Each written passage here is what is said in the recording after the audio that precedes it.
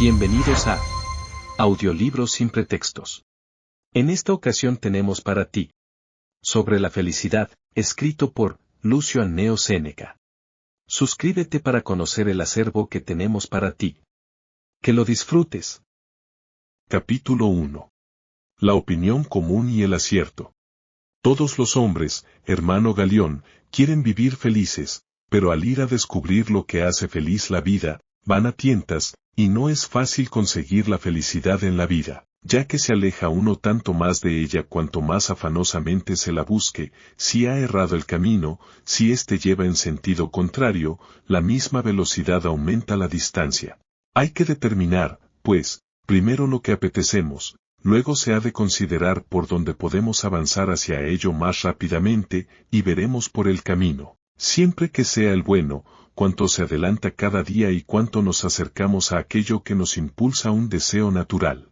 Mientras erremos de acá para allá sin seguir a otro guía que los rumores y los clamores discordantes que nos llaman hacia distintos lugares, se consumirá entre errores nuestra corta vida, aunque trabajemos día y noche para mejorar nuestro espíritu.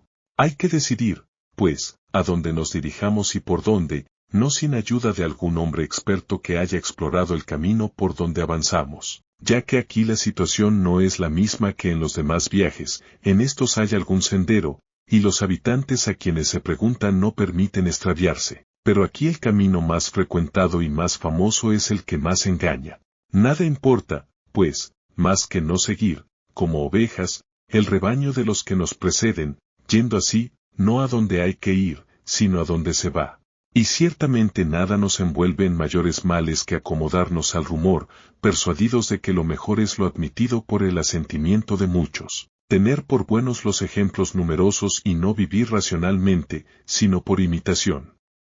De ahí esa aglomeración tan grande de personas que se precipitan unas sobre otras.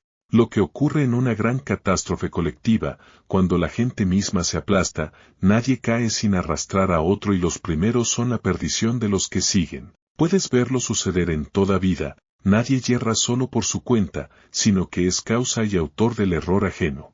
Es dañoso, pues, apegarse a los que van delante, y como todos prefieren creer que juzgar, nunca se juzga acerca de la vida, siempre se cree. Y nos perturba y pierde el error que pasa de mano en mano. Perecemos por el ejemplo de los demás, nos salvaremos si nos separamos de la masa. Pero ahora la gente se enfrenta con la razón en defensa de su mal. Y sucede lo mismo que en los comicios, en los cuales los mismos que han nombrado a los pretores, se admiran de que hayan sido nombrados, cuando ha mudado el inconstante favor. Aprobamos y condenamos las mismas cosas. Este es el resultado de todo juicio que se falla por el voto de la mayoría. Capítulo 2. Razón y opinión. Cuando se trata de la vida feliz, no es propio que me respondas, según la costumbre de la separación de los votos. Esta parte parece ser la mayor, pues por eso mismo es la peor. ¿No marchan tan bien los asuntos humanos, que las cosas mejores agraden a los más? La prueba de lo peor es la muchedumbre. Busquemos qué es lo mejor, no lo más acostumbrado, y lo que nos ponga en posesión de una felicidad eterna, no lo que apruebe el vulgo, pésimo intérprete de la verdad. Y llamo vulgo tanto a los que visten clámide como a los que llevan coronas, pues no miro el color de los vestidos con que se adornan los cuerpos. No me fío de los ojos para conocer al hombre. Tengo una luz mejor y más cierta para discernir lo verdadero y lo falso, el bien del espíritu, el espíritu lo ha de hallar. Si éste tuviera alguna vez ocasión de respirar y de entrar en sí mismo, como se torturaría, confesaría la verdad y diría, todo lo que he hecho hasta ahora, preferiría que no hubiera sido hecho. Cuando pienso en todo lo que he dicho, envidio a los mudos, cuanto he deseado, lo juzgo maldición de mis enemigos, todo lo que he temido, justos dioses, cuanto mejor fue que lo que he deseado. Me he enemistado con muchos y del odio he vuelto a la amistad. Si es que hay alguna amistad entre los malos, aún no soy amigo de mí mismo. He hecho los mayores esfuerzos por salir de la multitud y hacerme notar por alguna cualidad. ¿Qué he hecho sino ofrecerme como un blanco y mostrar a la malevolencia donde podía morderme? ¿Ves a esos que elogian la elocuencia, que escoltan a la riqueza, que adulan al favor, que ensalzan el poder? Todos son enemigos o, lo que es igual, pueden serlo, tanto son los admiradores como los envidiosos. ¿Por qué no buscar más bien algo bueno realmente, para sentirlo, no para mostrarlo? Esas cosas que se contemplan, ante las que se detienen las gentes, que uno señala a otro con asombro, por fuera brillan, por dentro son deplorables. Capítulo 3. La felicidad verdadera. Busquemos algo bueno, no en apariencia, sino sólido y duradero, y más hermoso por sus partes escondidas, descubrámoslo. No está lejos, se encontrará, solo hace falta saber hacia dónde extender la mano, más pasamos, como en tinieblas, al lado de las cosas, tropezando con las mismas que deseamos. Pero para no hacerte dar rodeos, pasaré por alto las opiniones de los demás, pues es cosa larga enumerarlas y refutarlas. Oye la nuestra. Cuando digo la nuestra, no me apego a ninguno de los maestros estoicos, también yo tengo derecho a opinar. Por tanto, seguiré a alguno, pediré a otro que divida su tesis, tal vez después de haberlo citado a todos no rechazaré nada de lo que decidieron los anteriores, y diré, esto opino también. Por lo pronto, de acuerdo en esto con todos los estoicos, me atengo a la naturaleza de las cosas. La sabiduría consiste en no apartarse de ella y formarse según su ley y su ejemplo. La vida feliz es, por tanto, la que está conforme con su naturaleza, lo cual no puede suceder más que si, primero, el alma está sana y en constante posesión de su salud. En segundo lugar, si es enérgica y ardiente, magnánima y paciente, adaptable a las circunstancias, cuidadosa sin angustia de su cuerpo y de lo que le pertenece, atenta a las demás cosas que sirven para la vida, sin admirarse de ninguna, si usa de los dones de la fortuna, sin ser esclava de ellos. Comprendes, aunque no lo añadiera, que de ello nace una constante tranquilidad y libertad, una vez alejadas las cosas que nos irritan o nos aterran. Pues en lugar de los placeres y de esos goces mezquinos y frágiles, dañosos aún en el mismo desorden, nos viene una gran alegría inquebrantable y constante, y al mismo tiempo la paz y la armonía del alma, y la magnanimidad con la dulzura, pues toda ferocidad procede de debilidad. Capítulo 4. Definiciones del sumo bien. El bien, tal como lo concebimos nosotros, puede también definirse de otras maneras, es decir, puede comprenderse en el mismo sentido, pero no en los mismos términos. Así como un mismo ejército puede extenderse en un frente más amplio o concentrarse, disponer el centro en curva, arqueando las alas, o desplegarse en línea recta, pero su fuerza y su voluntad de luchar por la misma causa son las mismas, de cualquier modo que esté ordenado. De igual manera la definición del sumo bien puede ampliarse, o bien reducirse y replegarse. Será lo mismo, por lo tanto, si digo, el sumo bien es un alma que desprecia las cosas azarosas y se complace en la virtud, o bien una fuerza de ánimo invencible, con experiencia de las cosas serena en la acción, llena de humanidad y de solicitud por los que nos rodean. Se puede también definir diciendo que el hombre feliz es aquel para quien nada es bueno ni malo, sino un alma buena o mala, que practica el bien, que se contenta con la virtud, que no se deja ni elevar ni abatir por la fortuna, que no conoce bien mayor que el que puede darse a sí mismo, para quien el verdadero placer será el desprecio de los placeres. Puedes, si gustas de discreciones, presentar la misma cosa en uno u otro aspecto, sin alterar su significación. ¿Qué nos impide, en efecto, decir que la felicidad de la vida consiste en un alma libre, levantada, intrépida y constante, inaccesible al miedo y a la codicia, para quien el único bien sea la virtud, el único mal la vileza, y lo demás un montón de cosas sin valor, que no quitan ni añaden nada a la felicidad de la vida, ya que vienen y se van sin aumentar ni disminuir el sumo bien? A este principio así fundado tiene que seguir quiera o no, una alegría constante y un gozo profundo que viene desde lo hondo, pues se alegra de lo suyo propio y no desea bienes mayores que los privados. ¿Por qué no han de compensar bien estas cosas los movimientos mezquinos, frívolos e inconstantes de nuestro cuerpo flaco? El día que lo domine el placer, lo dominará también el dolor. Capítulo 5. La libertad del sabio. ¿Ves, pues, que mala y funesta servidumbre tendrá que sufrir aquel a quien poseerán alternativamente los placeres y los dolores, los dominios más caprichosos y arrebatados? Hay que encontrar, por tanto, una salida hacia la libertad. Esta libertad no la da más que la indiferencia por la fortuna, entonces nacerá ese inestimable bien, la calma del espíritu puesto en seguro y la elevación, y, desechados todos los terrores, del conocimiento de la verdad surgirá un gozo grande e inmutable, y la afabilidad y efusión del ánimo, con los cuales se deleitará, no como bienes, sino como frutos de su propio bien.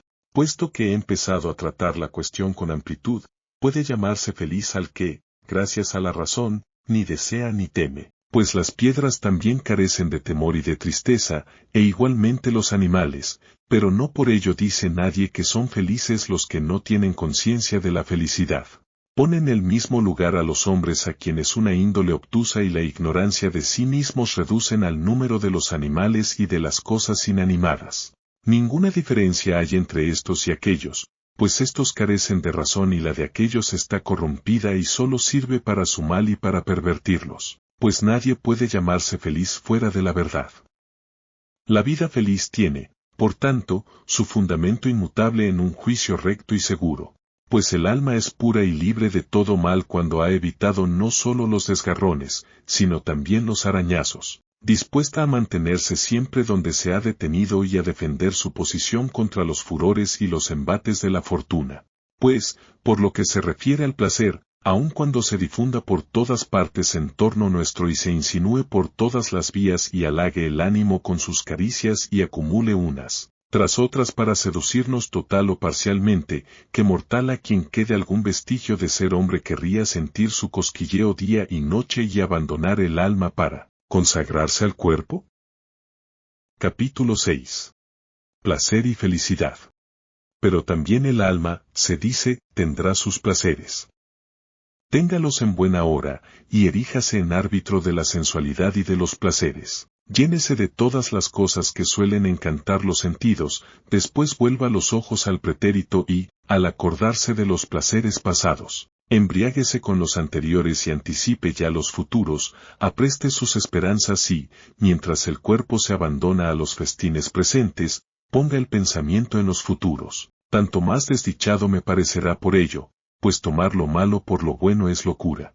Y sin cordura nadie es feliz, ni es cuerdo aquel a quien le apetecen cosas dañosas como si fueran las mejores. Es feliz, por tanto, el que tiene un juicio recto, es feliz el que está contento con las circunstancias presentes, sean las que quieran, y es amigo de lo que tiene. Es feliz aquel para quien la razón es quien da valor a todas las cosas de su vida. Los mismos que dijeron que el sumo bien es el placer, ven en qué mal lugar lo habían puesto.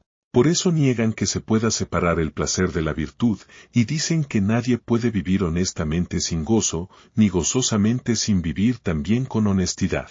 No veo cómo pueden conciliarse estas cosas tan diversas.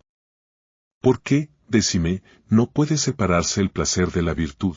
Sin duda porque el principio de los bienes reside siempre en la virtud, y también nacen de sus raíces las cosas que amáis y apetecéis. Pero si fueran inseparables, no veríamos algunas cosas agradables pero no honestas, y otras, en cambio, virtuosísimas pero ingratas, y que se han de realizar entre dolores. Capítulo 7. Oposición de la virtud y el placer. Añade ahora que el placer sobreviene incluso a la vida más infame, pero que la virtud no admite una mala vida, y algunos no son infelices por falta de placer, sino por el placer mismo, lo cual no ocurriría si a la virtud se mezclase el deleite, del que a menudo carece la virtud, pero que nunca necesita. ¿Por qué querer reunir cosas distintas y aún contrarias? La virtud es algo elevado, excelso y regio, invencible e infatigable, el placer es algo bajo, servil, flaco y mezquino, cuyo asiento y domicilio son los lupanares y las tabernas. Encontrarás la virtud en el templo, en el foro, atesada, con las manos encallecidas, al placer, casi siempre escondido en busca de tinieblas, cerca de los baños y estufas, y de los lugares que temen a la policía, blando, sin frío, húmedo de vino y de perfumes, pálido y cubierto de afeites y lleno de ungüentos como un cadáver. El sumo bien es inmortal, no puede desaparecer y no conoce el hastío ni el arrepentimiento, pues un alma recta no cambia nunca, ni se aborrece, ni muda nada. porque siempre ha seguido lo mejor, pero el placer, en cambio, cuanto más deleita, se extingue. Y no tiene mucho espacio, por lo cual pronto lo llena, y produce hastío, y se marchita después de los primeros transportes.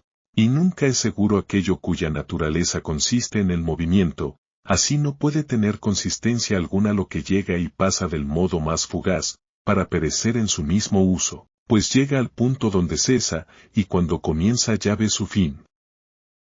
Capítulo 8. Vivir según la naturaleza. ¿Qué importa que el placer se dé tanto entre los buenos como entre los malos y no deleite menos entre los buenos como entre los malos y no deleite menos a los infames su deshonra, que a los virtuosos su mérito? Por esto los antiguos recomendaron seguir la vida mejor, no la más agradable, de modo que el placer no sea el guía, sino el compañero de la voluntad recta y buena. Pues es la naturaleza quien tiene que guiarnos, la razón la observa y la consulta. Es lo mismo, por tanto, vivir felizmente o según la naturaleza. Voy a explicar qué quiere decir esto, si conservamos con cuidado y sin temor nuestras dotes corporales y nuestras aptitudes naturales, como bienes fugaces y dados para un día, si no sufrimos su servidumbre y no nos dominan las cosas externas, si los placeres fortuitos del cuerpo tienen para nosotros el mismo puesto que en campaña los auxiliares y las tropas ligeras, tienen que servir, no mandar, solo así son útiles para el alma. Que el hombre no se deje corromper ni dominar por las cosas exteriores y solo se admire a sí mismo, que confíe en su ánimo y esté preparado a cualquier fortuna, que sea artífice de su vida, que su confianza no carezca de ciencia, ni su ciencia de constancia, que sus decisiones sean para siempre y sus decretos no tengan ninguna enmienda. Se comprende, sin que necesite añadirlo, que un hombre tal será sereno y ordenado, y hará todo con grandeza y afabilidad. La verdadera razón estará inserta en los sentidos y tomará allí su punto de partida, pues no tiene otra cosa donde apoyarse para lanzarse hacia la verdad y volver a sí misma. Y también el mundo que abarca todas las cosas, Dios rector del universo, tiende hacia las cosas exteriores, pero sin embargo vuelve así totalmente de todas partes. Que nuestra mente haga lo mismo, cuando se ha seguido a sus sentidos y se ha extendido por medio de ellos hasta las cosas exteriores, sea dueña de éstas y de sí misma. De este modo resultará una unidad de fuerza y de potencia, de acuerdo consigo misma, y nacerá esa razón segura, sin discrepancia ni vacilación en sus opiniones y comprensiones, ni en su convicción. La cual, cuando se ha ordenado y se ha acordado y, por decirlo así, armonizado en sus partes, ha alcanzado el sumo bien, pues nada malo ni inseguro subsiste, nada en que pueda tropezar o resbalar. Lo hará todo por su propia autoridad, y nada imprevisto le ocurrirá, sino que todo lo que haga resultará bien, fácil y diestramente, sin rodeos al obrar, pues la pereza y vacilación acusan lucha e inconstancia. Por tanto, puedes declarar resueltamente que el sumo bien es la concordia del alma, pues las virtudes deberán estar allí donde estén la armonía y la unidad, son los vicios los que discrepan. Capítulo 9. El placer sobrevenido. Pero tú mismo, se dice, solo practicas la virtud porque esperas de ella algún placer.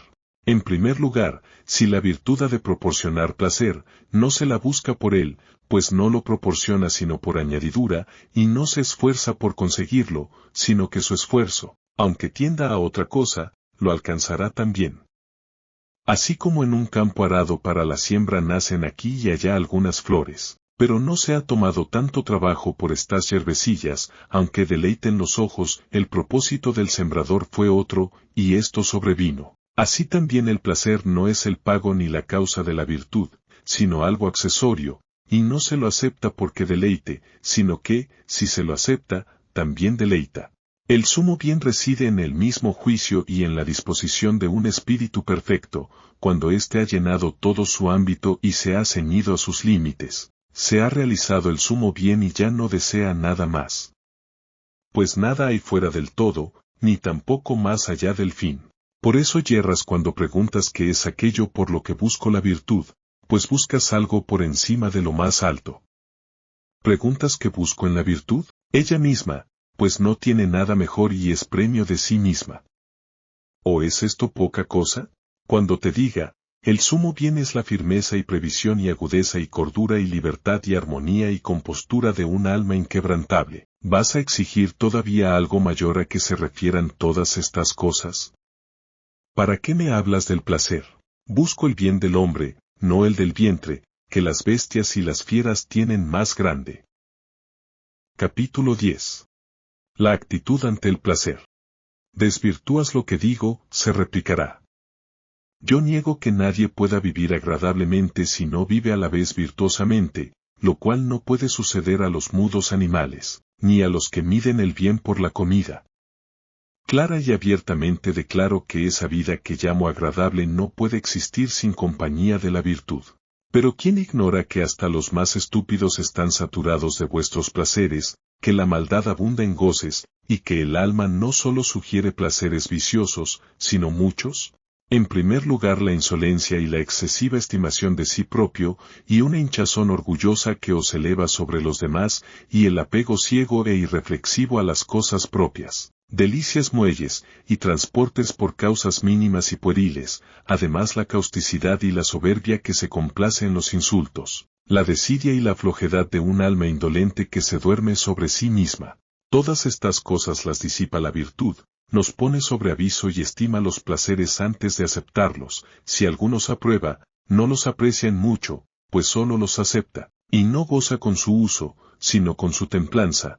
Pero la templanza, que disminuye los placeres, es un atentado al sumo bien. Tú abrazas el placer, yo lo reprimo, tú gozas del placer, yo lo uso, tú lo consideras el bien supremo, yo ni siquiera un bien, tú haces todo por el placer, yo nada. Capítulo 11. Impotencia de la sabiduría epicúrea. Cuando digo que no hago nada por el placer, hablo del verdadero sabio, al cual solamente lo concedes. Pero no llamo sabio a quien tiene algo por encima de sí, y con mayor razón si es el placer. Pues, dominado por éste, ¿cómo hará frente al trabajo y al peligro, a la pobreza y a tantas amenazas que rugen en torno de la vida humana? ¿Cómo soportará la visión de la muerte y del dolor, el estrépito del mundo y tantos enemigos acérrimos, vencido por tan blando adversario? Todo lo que el placer le aconseje, lo hará. ¿Y no ves cuántas cosas le aconsejará? Nada vergonzoso, dices, le podrá aconsejar, porque está asociado a la virtud. ¿No ves, una vez más, cuál es ese sumo bien, que necesita de un guardián para ser bueno? Y la virtud, ¿cómo dirigirá al placer a quien sigue, puesto que seguir es propio de quien obedece y dirigir del que manda? Pones detrás al que manda. Magnífico papel tiene entre vosotros la virtud, probar los placeres. Pero veremos si la virtud, entre los que la tratan tan afrentosamente, sigue siendo todavía virtud, pues no puede llamarse así si cede su puesto. Entre tanto, mostraré, que es de lo que se trata, a muchos asediados por los placeres, sobre los que la fortuna ha derramado todos sus dones, y que tendrás que reconocer malos. Mira a Nomentano y a Picio en busca de los bienes, como ellos dicen, de la tierra y del mar, y que reconocen en su mesa a los animales de todos los países. Míralos en su lecho de rosas esperando su comilona, deleitando los oídos con el sonido de las voces, los ojos con espectáculos, con sabores el paladar. Todo su cuerpo es excitado con fricciones blandas y suaves, y para que la nariz no descanse mientras tanto, se impregna de varios olores el lugar mismo donde se hacen ofrendas a la sensualidad. Reconocerás que esos están entre placeres, pero sin embargo no les irá bien, porque no es del bien de lo que gozan. Capítulo 12. El peligro del epicureísmo. Les irá mal, dices, porque intervienen muchas circunstancias que perturban su ánimo, y las opiniones contrarias inquietarán su mente. Concedo que sea así, pero no obstante, esos mismos necios, caprichosos y expuestos a la amenaza del arrepentimiento, experimentan grandes placeres, de modo que es menester confesar que están tan lejos de toda molestia como del buen sentido, y, como ocurre a muchos, tienen una locura alegre y se enajenan entre risas.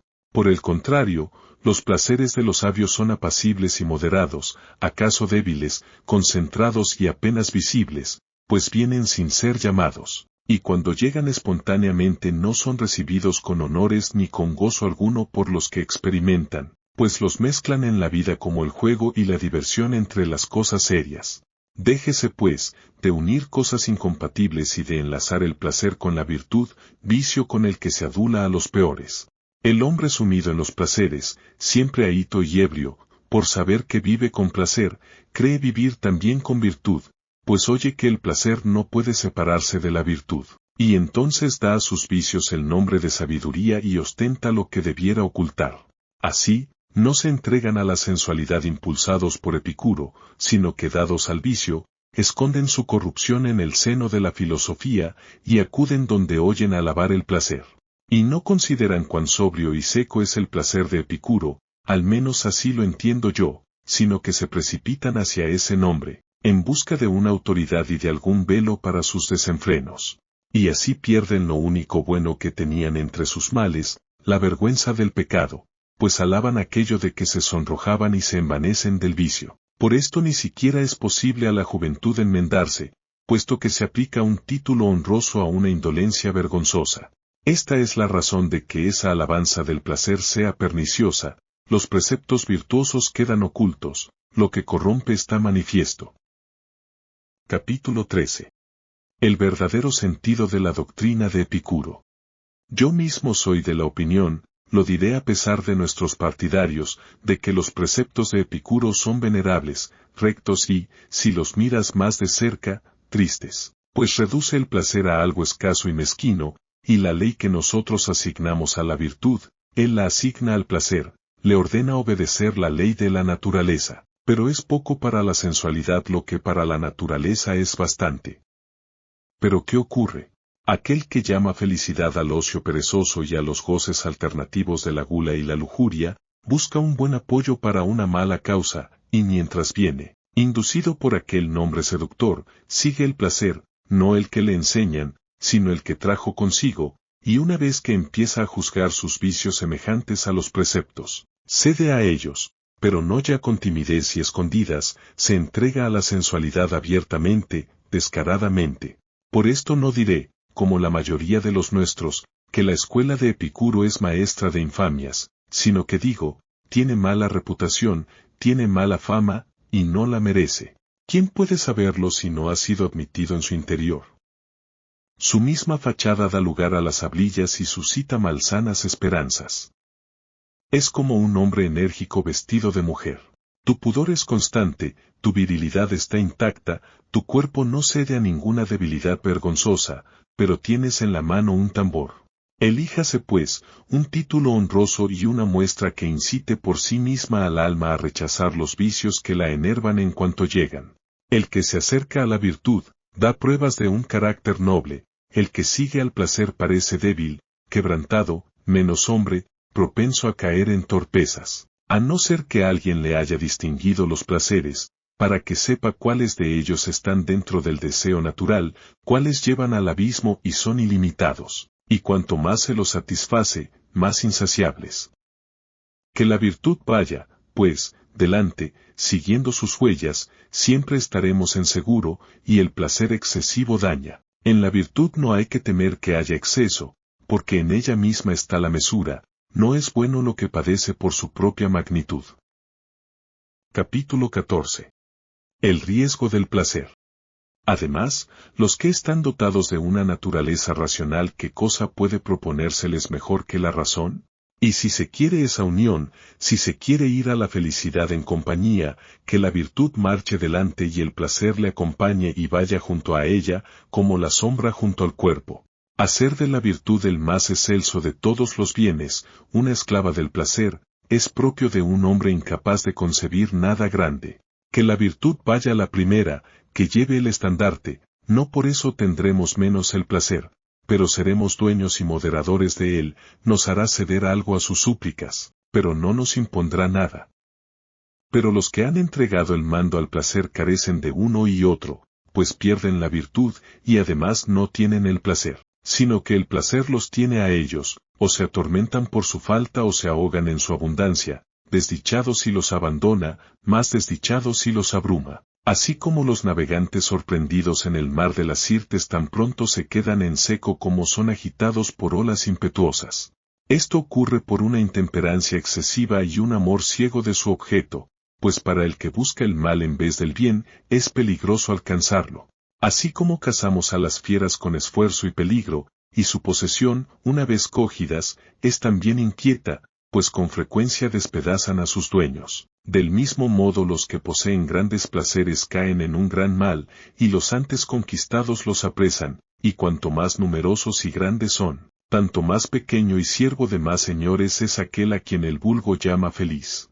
Quiero insistir aún en esta imagen, el que busca los cubiles de las fieras y gusta mucho de capturar fieras al lazo y rodear con perros los vastos bosques, abandona, para seguir sus huellas, ocupaciones preferibles, y renuncia a muchos menesteres. Del mismo modo, el que persigue el placer pospone a él todas las cosas, y lo primero que descuida es su libertad, que sacrifica por el vientre, y no compra los placeres para sí mismo, sino que se vende a los placeres. Capítulo 15. Obedecer a Dios es libertad. Pero, se dirá, ¿qué impide fundir en uno solo la virtud y el placer, y establecer el bien supremo de modo que la misma cosa sea a la vez honesta y agradable? Es que no puede haber una parte de lo virtuoso que no sea algo virtuoso, y el sumo bien no tendrá su pureza si encierra algo distinto de lo mejor.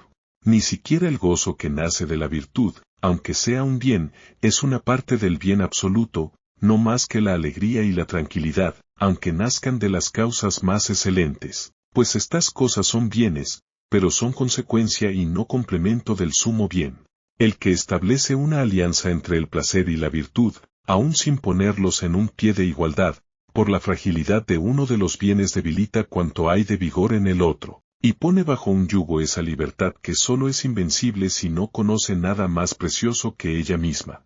Pues lo que es la máxima servidumbre empieza a necesitar la fortuna, síguese de esto una vida ansiosa, suspicaz, inquieta, temerosa de las vicisitudes, pendiente de los momentos de los tiempos.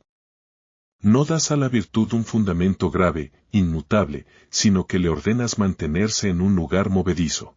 Pues ¿qué hay tan mudable como la espera de las cosas fortuitas y la variación del cuerpo y de las cosas que lo afectan? ¿Cómo puede obedecer a Dios y aceptar con buen ánimo todo lo que suceda? No quejarse del destino y acoger de buen grado sus vicisitudes el que se agita a las menores punzadas de los placeres y de los dolores. Ni siquiera es un buen defensor o salvador de la patria, ni protector de sus amigos, si se inclina a los placeres. Que el sumo bien se eleve a un lugar de donde ninguna fuerza pueda arrastrarlo, a donde no tenga acceso el dolor ni la esperanza, ni el temor, ni ninguna otra cosa que amengue los derechos del bien supremo. Pero solo la virtud puede elevarse hasta allí, su paso es quien ha de dominar esa pendiente, ella permanecerá firme y soportará todos los acontecimientos, no solo paciente, sino voluntariamente, y sabrá que toda la dificultad de los tiempos es una ley de la naturaleza, y como un buen soldado, soportará sus heridas. Contará las cicatrices y al morir traspasado por los dardos amará al jefe por quien cae, tendrá siempre en su mente el viejo precepto, sigue a Dios. En cambio, el que se queja, llora y gime, es obligado a la fuerza a hacer lo que está mandado, y no por ello es menos llevado sin querer a donde se le ordena. Qué locura es preferir ser arrastrado a seguir. Tanto, a fe mía, como, por necedad e ignorancia de la propia condición, dolerte de que te falte algo o te ocurra algo penoso. O igualmente extrañarte o indignarte de las cosas que tanto suceden a los buenos como a los malos, quiero decir las enfermedades, las muertes, los impedimentos y las demás miserias que acontecen inesperadamente a la vida humana. Aceptemos con buen ánimo todo lo que se ha de padecer por la constitución del universo. Estamos sujetos a la obligación de soportar las condiciones de la vida mortal y no perturbarnos por lo que no está en nuestro poder evitar. Hemos nacido en un reino, obedecer a Dios es libertad. Capítulo 16. La felicidad del sabio. Por tanto, la verdadera felicidad reside en la virtud. ¿Qué te aconsejará esta virtud? Que no estimes bueno o malo lo que no acontece ni por virtud ni por malicia. En segundo lugar, que seas inconmovible incluso contra el mal que procede del bien, de modo que, en cuanto es lícito, te hagas un Dios. ¿Qué te promete esta empresa? Privilegios grandes e iguales a los divinos, no serás obligado a nada, no necesitarás nada, serás libre, seguro, indemne, nada intentarás en vano, nada te impedirá, todo marchará conforme a tu deseo, nada adverso te sucederá, nada contrario a tu opinión o a tu voluntad. Pues ¿qué? ¿Basta la virtud para vivir feliz? Siendo perfecta y divina, ¿por qué no ha de bastar? Incluso es más que suficiente. Pues ¿qué puede faltar al que está exento de todo deseo? ¿Qué necesita del exterior el que ha recogido todas sus cosas en sí mismo? Pero el que tiende a la virtud, aun cuando haya avanzado mucho, necesita, sin embargo, algún favor de la fortuna, mientras aún lucha entre los afanes humanos, mientras desata aquel nudo y todo lazo mortal. ¿Qué diferencia hay entonces?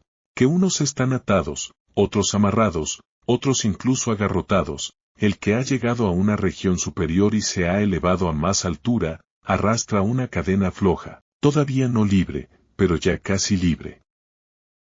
Capítulo 17. Los principios y la conducta. Pero alguno de esos que ladran contra la filosofía dirá, como suelen, ¿por qué hablas con más energía que vives? ¿Por qué bajas el tono delante de un superior y consideras que el dinero es para ti un instrumento necesario y te alteras por un contratiempo, y lloras al enterarte de la muerte de tu esposa o de un amigo, y miras por tu fama, y te afectan las habladurías malévolas? ¿Por qué tu campo está más cultivado de lo que pide el uso natural? ¿Por qué no cenas según tus preceptos? ¿Por qué tienes un mobiliario demasiado elegante? ¿Por qué se bebe en tu casa un vino más viejo que tú? ¿Por qué se instala una pajarera? ¿Por qué se plantan árboles que no han de dar más que sombra? ¿Por qué tu mujer lleva en las orejas la renta de una casa opulenta? ¿Por qué tus esclavos se visten con ropas preciosas? ¿Por qué es en tu casa un arte el servir la mesa y no se coloca la plata al azar y de cualquier manera, sino que se sirve con pericia y tienes un maestro de artes y soria? Añade aún, si quieres, ¿por qué tienes posesiones más allá del mar, y más de las que conoces? Es una vergüenza que seas tan negligente como para no conocer a unos poquillos esclavos, o tan fastuosos como para tener más que los que la memoria alcanza a conocer. Ayudaré enseguida a tus reproches y me haré más objeciones que las que imaginas. Ahora te responderé esto, no soy un sabio y, para que tu malevolencia se regocije, nunca lo seré. Por esto no exijo de mi ser igual que los mejores, sino mejor que los malos, me basta con podar todos los días algo de mis vicios y castigar mis extravíos. No he llegado a la salud, ni llegaré siquiera, compongo para mi gota más calmantes que remedios, contento si los ataques son menos frecuentes y menos dolorosos, pero comparado con vuestros pies, yo, impotente, soy un corredor. Capítulo 18. La malevolencia no respeta a nadie. No digo estas cosas por mí, pues estoy sumido en todos los vicios, sino por aquel que ya ha conseguido algo. Hablas de un modo, se dice, vives de otro. Este reproche, cabezas llenas de malevolencia y de hostilidad a todos los mejores, se ha hecho a Platón, se ha hecho a Epicuro, se ha hecho a Zenón, pues todos estos decían, no como vivían ellos mismos, sino como hubiesen debido vivir. Hablo de la virtud, no de mí, y cuando clamo contra los vicios, lo hago en primer lugar contra los míos. Cuando pueda, viviré como es debido. Y esa malignidad empapada de veneno no me apartará de los mejores, ni siquiera ese veneno con el que rociáis a los demás y os matáis a vosotros me impedirá perseverar en alabar, no la vida que llevo, sino la que sé que debe llevarse, y que adore la virtud y la siga a rastras desde gran distancia. Pues voy a esperar que haya algo respetable para la malevolencia, ¿para quién no fueron sagrados ni Rutilio ni Catón? ¿Se preocupará alguien de si parece demasiado rico a esas gentes para quienes Demetrio el cínico no es bastante pobre? Un hombre extremadamente enérgico, que lucha contra todo deseo natural, más pobre que los demás cínicos, porque estos se han prohibido tener nada, y él se ha prohibido también pedir, niegan que sea bastante indigente. Y fíjate, no ha profesado la ciencia de la virtud, sino la de la pobreza. Capítulo 19. La envidia, origen de la maledicencia. Niegan que Diodoro, filósofo epicúreo, que hace pocos días puso fin a su vida por su propia mano, obrara según los conceptos de Epicuro al cortarse el cuello. Unos quieren ver locura en esa acción suya, otros, irreflexión. Él, sin embargo, feliz y con la conciencia satisfecha, dio testimonio de sí al salir de esta vida y elogió la tranquilidad de sus días pasados en el puerto y anclado, y dijo esto, que habéis oído de mala gana, como si también vosotros tuvierais que hacerlo, he vivido y he recorrido el camino que la fortuna me había señalado. Discutís acerca de la vida de uno, de la muerte de otro, y al oír el nombre de hombres grandes por algún mérito egregio, ladráis como perrillos al salir al encuentro de personas desconocidas, pues os conviene que nadie parezca bueno, como si la virtud ajena fuera el reproche de vuestros delitos. Comparáis envidiosos las cosas espléndidas con vuestra sordidez, y no comprendéis cuán en detrimento vuestro es esa osadía. Pues si los que siguen la virtud son avaros, libidinosos y ambiciosos, ¿qué sois vosotros, que odiáis hasta el nombre mismo de la virtud? Negáis que ninguno cumpla con lo que dice, ni viva según el modelo de sus palabras. ¿Qué hay de extraño en ello, puesto que dicen cosas enérgicas, grandes, que superan todas las tempestades humanas? Puesto que se esfuerzan por arrancarse de esas cruces en que cada uno de vosotros hunde sus propios clavos? Pero los condenados al suplicio están suspendidos cada uno de un solo poste, los que se atormentan a sí mismos están distendidos por tantas cruces como deseos, y maledicientes, son ingeniosos para injuriar a los demás. Creería por eso que están exentos de aquellos males, si no fuera porque algunos escupen desde el patíbulo a los espectadores. Capítulo 20. El valor del esfuerzo filosófico. ¿No cumplen los filósofos lo que dicen? Pero ya hacen mucho con decirlo, con concebir en su pensamiento la virtud.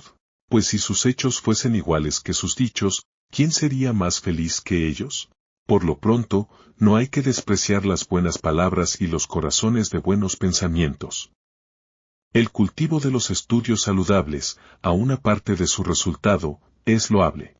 ¿Es extraño que no lleguen a la cima los que escalan pendientes escarpadas? Pero, si eres hombre, admira, aun cuando caigan, a los que se esfuerzan por alcanzar las cosas grandes. Pues es una empresa generosa aspirar a cosas elevadas, intentarlo, sin mirar las propias fuerzas, sino las de su naturaleza, y concebir planes mayores que los que pueden realizar, incluso dotados de un gran espíritu. El que se ha propuesto esto, yo veré a la muerte con la misma cara con que oigo hablar de ella, yo me someteré a los trabajos, por grandes que sean, sosteniendo el cuerpo con el ánimo, yo despreciaré igualmente las riquezas presentes y ausentes, y no estaré más triste si están en otro lugar, ni más animosos si brillan a mi alrededor, yo no seré sensible a la fortuna, ni cuando llegue ni cuando se aparte, yo miraré todas las tierras como mías, las mías como de todos. Yo viviré como quien sabe que ha nacido para los demás, y daré gracias por ello a la naturaleza de las cosas, pues, ¿cómo podría arreglar mejor mis asuntos? Me ha dado a mí solo para todos, a todos para mí solo. Cuanto tenga, ni lo guardaré con avaricia ni lo derrocharé pródigamente, nada creeré poseer mejor que lo que haya dado bien. No mediré los beneficios por su número ni por su peso, ni por otra estimación que la del que los reciba. Nunca será para mí mucho lo que reciba un hombre digno. No haré nada por la opinión, todo por la conciencia. Creeré que hago a los ojos del pueblo, aun aquello de que yo solo sea testigo. Al comer y al beber, mi fin será satisfacer los deseos naturales, no llenar el vientre y vaciarlo. Afable para mis amigos, cederé antes de que me rueguen y me adelantaré a las peticiones honestas. Sabré que mi patria es el mundo y que los dioses lo presiden, y estos están por encima de mí y en torno mío, como censores de mis hechos y de mis dichos. Y cuando la naturaleza reclame mi espíritu o mi razón lo despida, me iré con el testimonio de haber amado la conciencia recta y las buenas inclinaciones, sin haber mermado la libertad de nadie, y menos la mía.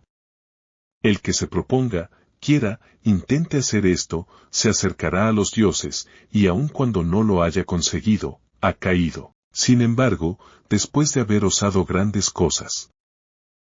Capítulo 21. Las preferencias del sabio.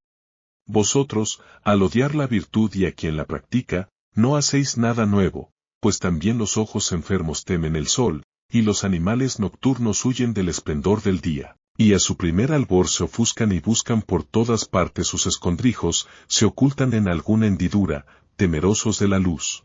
Gemid y moved vuestra lengua funesta para injuriar a los buenos, abrid la boca, morded, os romperéis los dientes mucho antes de que dejen alguna señal. ¿Por qué es ese adepto de la filosofía y vive con tanta opulencia? ¿Por qué dice que hay que despreciar las riquezas si las tiene? ¿Considera despreciable la vida, y vive, sin embargo? ¿Despreciable la salud y, no obstante, la cuida con todo esmero y la prefiere excelente? Y juzga el destierro un hombre vano, y dice, pues que mal hay en cambiar de país, y, sin embargo, si puede, envejece en su patria. Y piensa que no hay ninguna diferencia entre un tiempo más largo o más breve, pero si nada se lo impide, prolonga su existencia y gusta de estar floreciente en la extremada vejez. Dice que estas cosas deben despreciarse, no que no se tengan, sino que no se tengan con afán, no las rechaza, pero cuando se van las sigue con mirada tranquila. ¿Dónde pondrá la fortuna con más seguridad las riquezas que allí donde podrá recobrarlas sin protesta del que las devuelve? Marco Catón, cuando alababa a Curio y a Concurcanio y aquel siglo en que era un delito para los censores tener unas pocas láminas de plata, poseía 4 millones de sestercios, menos sin duda que Creso, pero más que Catón el censor. Si se comparan, con mayor distancia superaba a su bisabuelo, que era superado por Craso, y si le hubieran tocado en suerte más riquezas, no las hubiera despreciado. Pues el sabio no se considera indigno de ningún don de la fortuna, no ama las riquezas, pero las prefiere, no las recibe en su alma, pero sí en su casa, y no rechaza a quien las posee, pero las domina, y quiere que proporcionen a la virtud una materia más amplia. Capítulo 22. El papel de las cosas preferibles. Pues ¿quién duda que el varón sabio tiene una materia más amplia para desenvolver su espíritu en medio de las riquezas que en la pobreza? En esta no hay más que un género de virtud, no abatirse ni dejarse deprimir, en las riquezas, la templanza, la generosidad, el discernimiento, la organización, la magnificencia tienen campo abierto. No se despreciará el sabio aunque sea de pequeñísima estatura, pero preferirá ser alto. Y débil de cuerpo o con un ojo de menos estará bien, aunque prefiera gozar de la robustez corporal, y esto a sabiendas de que hay en él algo más vigoroso. Soportará la mala salud, la deseará buena. Pues algunas cosas, aunque tengan poca importancia para el conjunto y puedan ser sustraídas sin destruir el bien principal, añaden algo, sin embargo, a la alegría constante que nace de la virtud. Así las riquezas lo conmueven y alegran como al navegante un viento propicio y favorable, o un día bueno y un lugar soleado en el frío del invierno. Y, por otra parte, ¿cuál de los sabios, hablo de los nuestros, para quienes el único bien es la virtud, niega que también las cosas que llamamos indiferentes tengan algún valor en sí y sean unas preferibles a otras? A algunas de ellas se hace algún honor, a otras, mucho.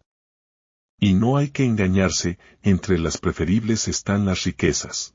¿Por qué entonces, dirás, te burlas de mí, si tienen para ti el mismo lugar que para mí? ¿Quieres saber hasta qué punto no tienen el mismo lugar? Para mí las riquezas, si se pierden, no me quitarán más que a sí mismas, tú te quedarás pasmado, y te parecerá que estás abandonado de ti mismo si se alejan de ti. En mí las riquezas tienen algún lugar, en ti el más alto. En suma, las riquezas son mías, tú eres de las riquezas. Capítulo 23. El uso de las riquezas. Deja, por tanto, de dar el dinero a los filósofos, nadie ha condenado a la sabiduría a ser pobre. Tendrá el filósofo grandes riquezas, pero no arrebatadas a nadie ni manchadas de sangre ajena, adquiridas sin perjuicio de ninguno, sin negocios sucios. Que salgan tan honradamente como entraron, de las que no se lamenten más que los malévolos. Acumula cuanto quieras, son honradas, aunque hay entre ellas muchas cosas que todos quisieran llamar suyas, no hay nada que nadie pueda decir suyo. Pero el sabio no rechazará los favores de la fortuna, y ni se envanecerá ni se avergonzará del patrimonio adquirido por medios honrados.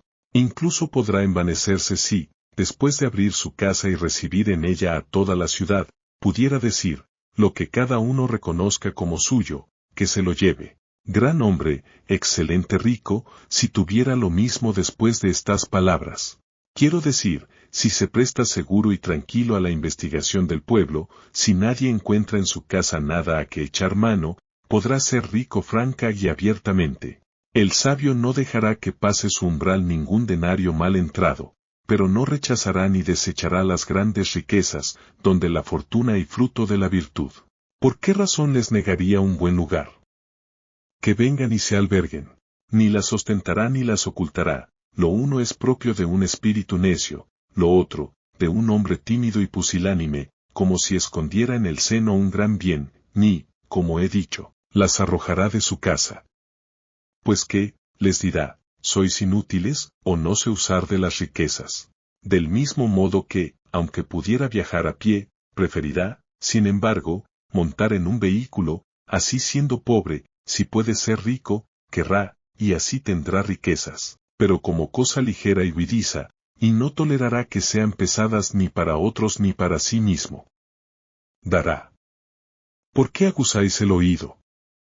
¿Por qué tendéis vuestra bolsa? Dará a los buenos o a los que podrá hacer buenos, dará con suma prudencia, eligiendo a los más dignos, como quien recuerda que hay que dar cuenta tanto de los gastos como de los ingresos, dará por motivos rectos y justificados, pues entre los derroches viciosos se cuenta un don mal empleado, tendrá la bolsa fácil, pero no agujereada, de la que salgan muchas cosas y nada se caiga. Capítulo 24. El arte de dar. Yerra el que crea que dar es cosa fácil, este asunto tiene mucha dificultad, si se da con discernimiento y no se derrocha al azar y arrebatadamente.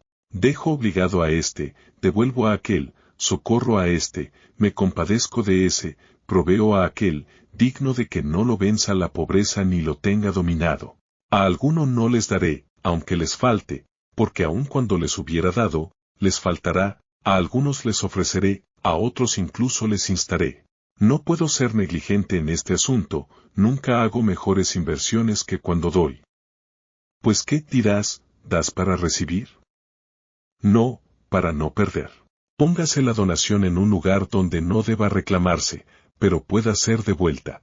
Colóquese el beneficio como un tesoro enterrado profundamente, que no desenterrará si no fuera necesario.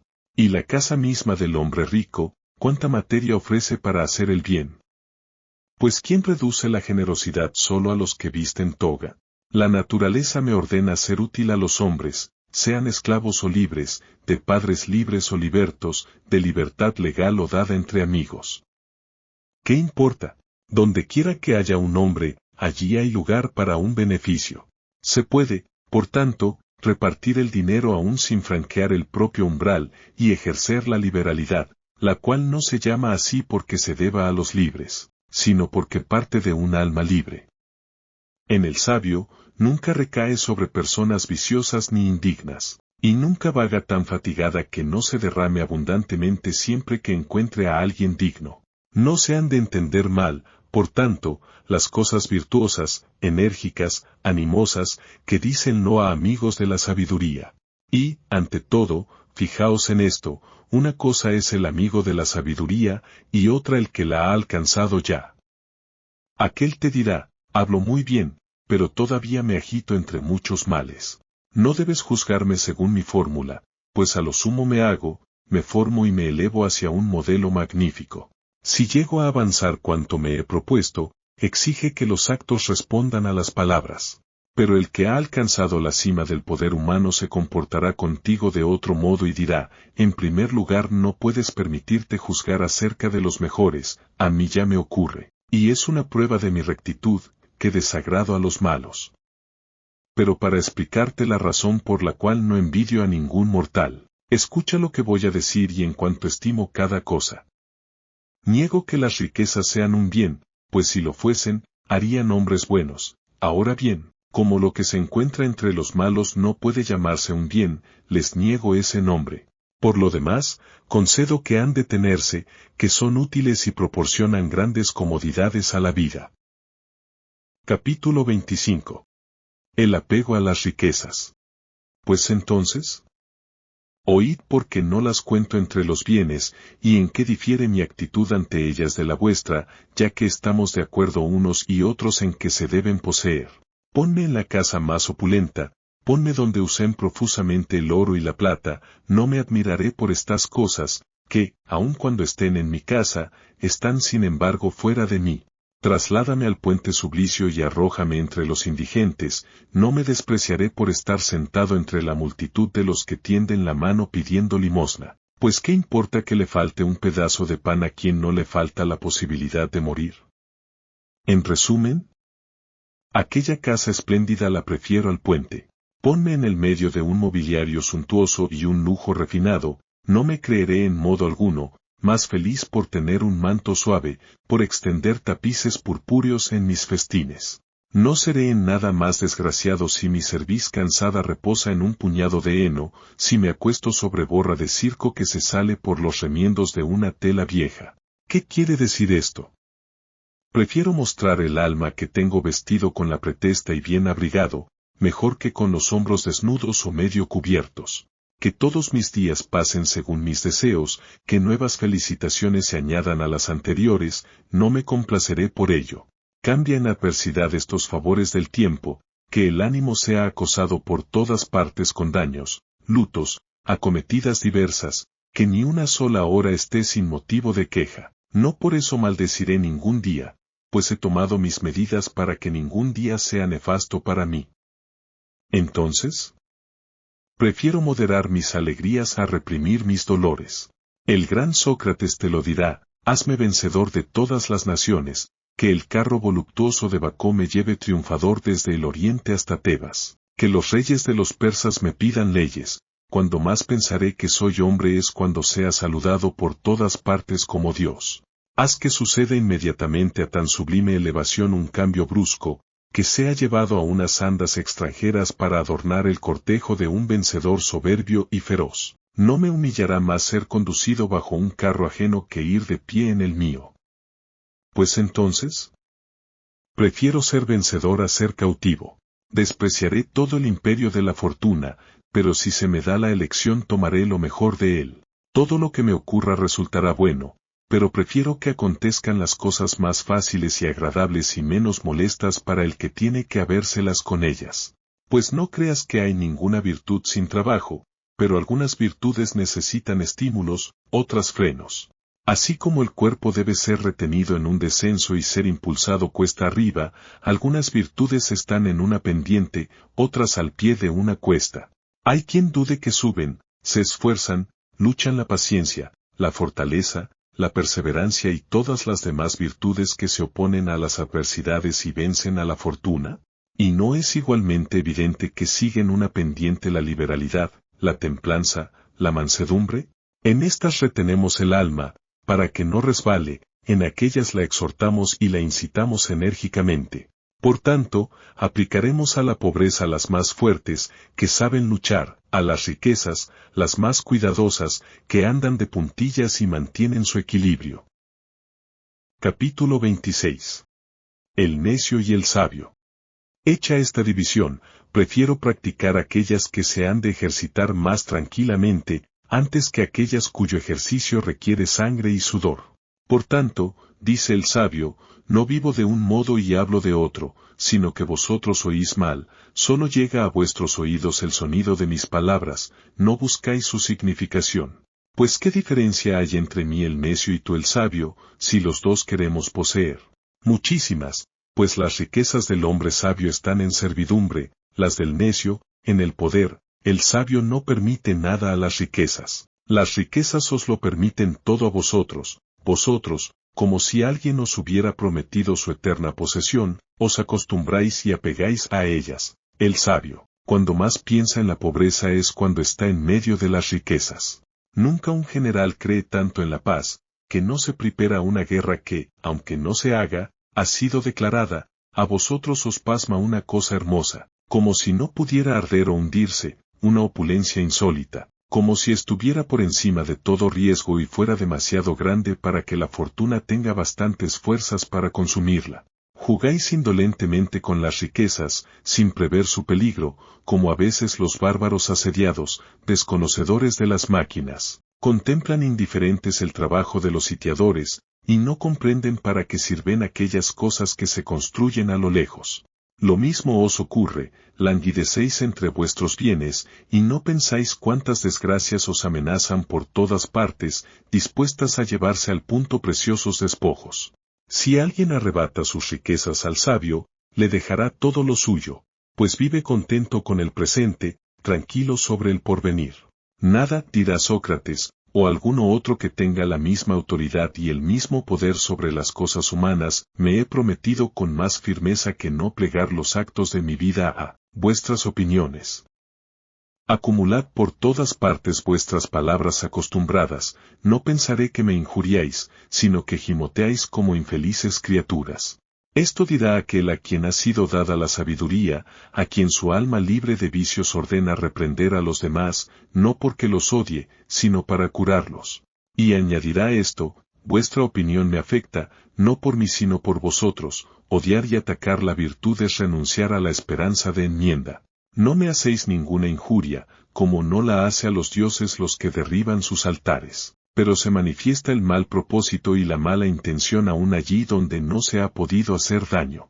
Así soporto vuestras extravagancias, como Júpiter, óptimo máximo, las necedades de los poetas, de los cuales uno le pone alas, otro, cuernos, otro lo representa como adúltero y que pasa las noches fuera, otro, cruel con los dioses, otro, injusto con los hombres, oro, raptor y corruptor de hombres libres, y aun de sus deudos, otro, parricida y usurpador de un reino ajeno y paterno, con todo lo cual no se hubiera conseguido más que quitar a los hombres la vergüenza de pecar, si hubiesen creído en dioses semejantes. Pero aunque esas cosas nada me afecten, os aconsejo por vuestro propio interés, admirad la virtud. Crid a los que han seguido durante mucho tiempo y proclaman seguir algo grande y que cada día manifiestan más su grandeza. Y veneradla como a los dioses, y a los que la profesan como a sacerdotes, y cuantas veces se haga mención de los escritos sagrados, tened la lengua. Esta expresión no viene, como suele creerse, de favor, sino que se ordena el silencio, para que pueda realizarse el sacrificio según el rito, sin que lo perturbe ninguna voz intempestiva. Capítulo 27. El ejemplo de los filósofos. Mucho más necesario es ordenároslo a vosotros, para que, siempre que aquel oráculo profiera algo, lo escuchéis atentos y callados. Cuando alguno, agitando el sistro, miente por orden, cuando alguno, hábil en cortarse los músculos, se ensangrienta los brazos y los hombros con mano indecisa, cuando otra aúlla, arrastrándose de rodillas por la calle, y un viejo vestido de lienzo, con un laurel y una linterna en pleno día, vocifera que alguno de los dioses está airado. Acudís y escucháis y, fomentando mutuamente vuestro estupor, afirmáis que está inspirado. Pues bien, Sócrates, desde aquella prisión que purificó al entrar en ella e hizo más honrosa que cualquier curia, proclama, ¿qué locura es esta? ¿Qué carácter enemigo de los dioses y de los hombres es el que infama las virtudes y profana con palabras malévolas las cosas santas? Si podéis, alabad a los buenos, si no, seguid vuestro camino. Y si os gusta ejercitar esa innoble licencia, atacaos unos a otros, pues cuando deliráis contra el cielo, no os digo, cometéis un sacrilegio, sino, perdéis el tiempo. Yo di en otro tiempo a Aristófanes materia de burlas, todo aquel atajo de poetas cómicos derramó sobre mí sus bromas envenenadas. Mi virtud fue realzada por las mismas cosas con que se la atacaba, le conviene ser mostrada y puesta a prueba. Nadie comprende lo grande que es mejor que los que han sentido sus fuerzas al combatirla, nadie conoce mejor la dureza del pedernal que los que lo golpean. Me muestro como una roca aislada en medio de un mar agitado, que las olas no dejan de azotar, por cualquier lado que se muevan. No por ello la conmueven ni la desgastan con tantos siglos de continuos embates. Asaltad, acometed, os venceré resistiendo. Todo lo que embiste contra las cosas que son firmes e invencibles, ejercita su fuerza en su propio daño. Por tanto, buscad alguna materia blanda y sin consistencia en que se claven vuestros dardos. ¿Tenéis tiempo para indagar los males ajenos e indagar a todo el mundo? ¿Por qué este filósofo vive con tanta amplitud? ¿Por qué cena ese con tanta esplendidez? Observáis las pupas ajenas, y estáis llenos de úlceras. Es como si alguien se burlara de las manchas o verrugas de cuerpos hermosísimos, mientras lo devora una horrible lepra. Reprochad a Platón haber buscado el dinero, a Aristóteles, haberlo recibido, a Demócrito, haberlo descuidado, a Epicuro, haberlo consumido. A mí mismo reprochadme Alcibíades y Fedro. Vosotros seréis bien felices la primera vez que podáis imitar nuestros vicios. ¿Por qué no contempláis mejor vuestros males, que os acribillan por todas partes, unos atacando desde fuera, otros ardiendo en vuestras mismas entrañas? Los asuntos humanos no están en tal situación, aunque conozcáis poco vuestro estado, que os sobre tanto ocio como para mover la lengua en detrimento de los mejores. Capítulo 28. La amenaza prevista. No comprendéis esto, y tenéis un aspecto impropio de vuestra situación, como muchos que están en el circo o en el teatro mientras ha ocurrido una desgracia en su casa y aún no les han avisado el mal.